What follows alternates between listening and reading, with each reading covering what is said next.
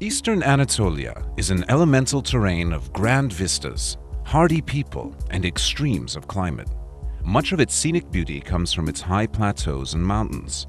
The region's average altitude is 1,500 to 2,000 meters. The steep slopes, severe winters, and poor soil make much of the land difficult for farming, although some of the valleys are surprisingly lush and yield good crops of summer wheat, barley, fruit, and nuts. Dairy cattle thrive in the humid northeast, and pastoral nomads tend herds of sheep and goats in the drier south. Summers are short and mild, winters long and frigid. Southeastern Anatolia is mostly dry, hot semi-desert with torrid summers and mild, pleasant sunny winters. The Tigris and the Euphrates rise here and wend their way through the region, bringing fertility and bounty along their courses. Where there is water, farmers grow wheat, rice, vegetables, grapes, and melons in abundance. Besides agriculture and the livestock raised by semi-nomads, the southeastern region holds Turkey's principal petroleum reserves. Turkey's eastern and southeastern regions are at the crossroads of history. Camel caravans, pilgrims, and armies marched through on their way between Europe, Asia, the Middle East, and Africa, leaving their mark on the region's cities and towns. The traditions, architecture, and cuisines of the Neo-Hittite, Hurrian, Urartian, Persian, Hellenistic, Roman, Byzantine, Seljuk, and Ottoman civilizations have all made their mark here. Set on a plain in the shadow of the Palandöken Mountains, Erzurum is the largest city in the east and its main center for transportation and commerce.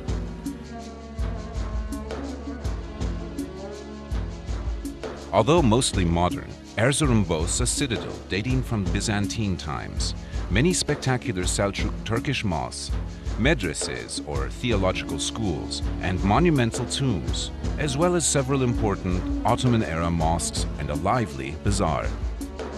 Northeast of Erzurum, at an even higher level, is Kars, dominated by a great Turkish fortress that was used for defense well into the 20th century.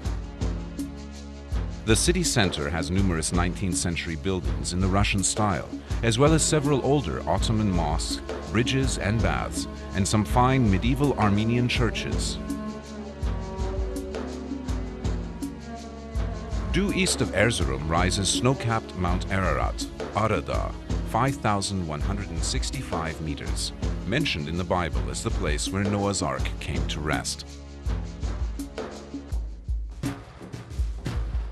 The stark, wild beauty of this region brings visitors to the nearby town of Doğu Beyazıt, used as a base for treks in the mountains.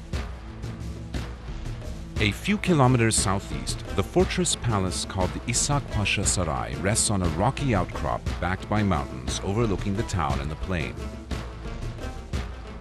The 18th century palace complex boasts 360 rooms, halls, barracks, a theological school, baths, a mosque, living quarters, and a prison. Southeast of Erzurum is Lake Van. This vast inland sea, the largest lake in Anatolia, is surrounded by volcanic mountains and has no outlet. You float easily in the mineral-rich water and can wash clothes without need for soap. On the eastern shore of the lake, the city of Van is truly ancient, even for Turkey.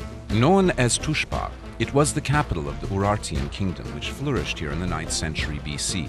At the Rock of Van, west of the modern city center, are Urartian tombs and cuneiform inscriptions from those early times. Short excursions out of the city take you to Çavuştepe, site of the royal Urartian capital of Sarduri Hinili in 700s BC, and to dramatic medieval Hosap Castle, 1643, which dominates a strategic valley. On Akdamar Island, reachable by boat from Gevas, stands the beautiful 10th century Armenian Church of the Holy Cross, decorated with delightful high reliefs of biblical scenes.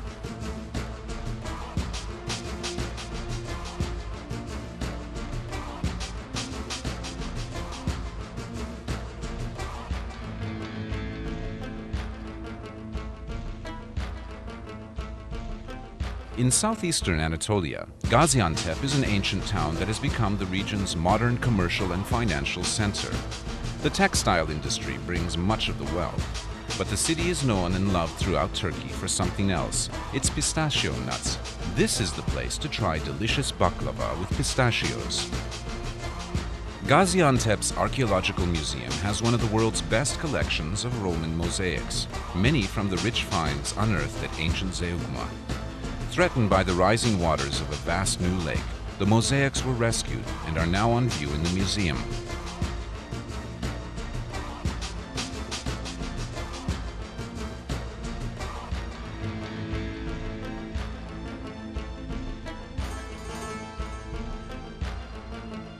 One of the most astonishing monuments in all of Turkey is the 2,000-meter-high summit of Mount Nemrut.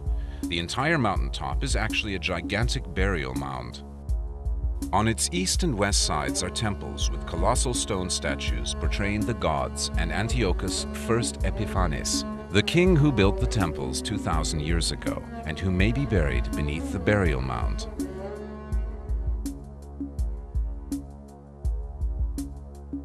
South of Nemrut is Şanlıurfa, known in Crusader times as Edessa. Throughout its long history, conquering armies have kept Urfa, as it's called, in tumult. But there is little evidence of conflict today.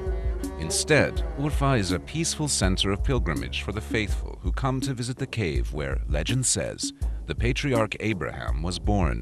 Speaking of Abraham, the Bible's book of Genesis says that he lived for a time in nearby Haran, a town of ancient-looking beehive-shaped houses made of mud brick. Wandering among its timeless scenes of village life, it's easy to imagine what life was like nearly 3,000 years ago. East of Şanlıurfa, across the flat, dry countryside, is Mardin, yet another ancient city with a biblical connection. It's the chief city in a region known for its ancient monasteries. Many of them were founded only a few centuries after Jesus preached and still use Aramaic, the language Jesus spoke in their worship services. Just outside Mardin, the Deirul Zaferan Monastery, once the seat of the Assyrian Orthodox Patriarchate, is a fine example.